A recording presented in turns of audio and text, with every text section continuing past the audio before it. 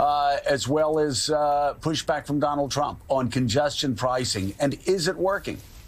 Well, first of all, I'd be happier if someone like a Mike Lawler and his 6 colleagues in Congress, the Republicans, instead of making sure that we have people in our state without health care, taking away thousands of individuals, millions of individuals' right to be able to get chemo treatments and insulin and to be able to get the health care they need, like they voted on the other day, saying we don't care about Medicaid. I'd rather they focus on that, but let me get back to congestion pricing. Governor, can I, since you talked about that, I'm really glad you talked about that, because this is a common misconception among Republicans, and I know because I used to be one.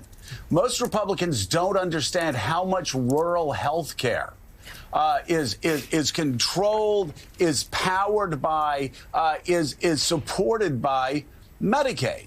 Hospitals are shutting down when there are Medicaid cuts. Providers massively underserved in rural communities like upstate New York and areas where I lived in upstate New York. Medicaid often is where people send their parents in upstate New York if they need long-term care. And so I am curious, you look at a map of America, and you see the dark blue spots where Medicaid is used.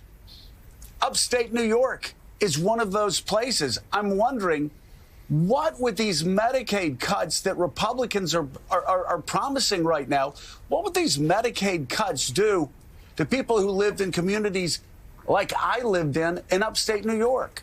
Joe, you hit on something that is so profound, is that the red parts of even New York and across America, these are the people who are going to be hit hardest by what the Republican members of Congress did and by drinking the Kool-Aid and not even questioning the merits of destroying a program that so many of their own constituents rely on. If you go back memory lane, 2011, I got elected to Congress in the most Republican district in the state of New York, large swaths of upstate New York. You know how I did that?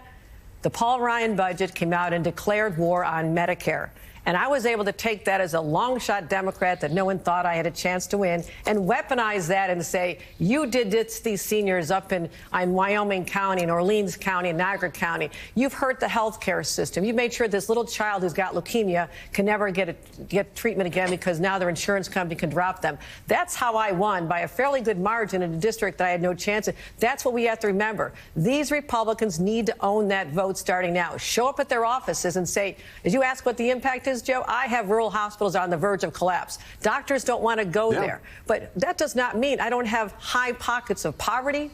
I have people with major dental problems. I'm trying so hard to eradicate this, and I've got my own Republicans from New York working against me, against their constituents. This is all about basic health care, maternal health care. This is about getting your insulin treatments. This is about trying to take care of your cancer. And this is about your grandma and grandpa and maybe your parents sitting in a nursing home, because that's the largest expense for Medicaid. So that's what they need to own.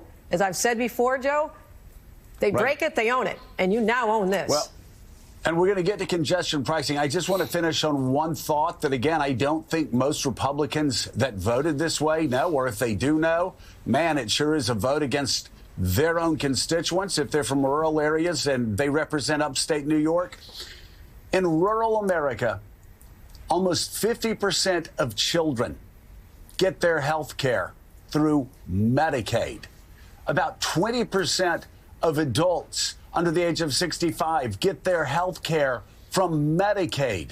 More people, especially children, a higher percentage of children and adults get their health care in rural America from Medicaid than do people in urban areas. That's right. So they are specifically going after their own constituents, whether it's upstate New York, whether it's upstate in Michigan. I mean, it's remarkable that they're voting against their own constituents' interests. And I'm very happy to remind their constituents of that very fact, that their own elected leaders have betrayed them and everything that was promised. Remember how on day one of the Trump administration, prices are going to go down?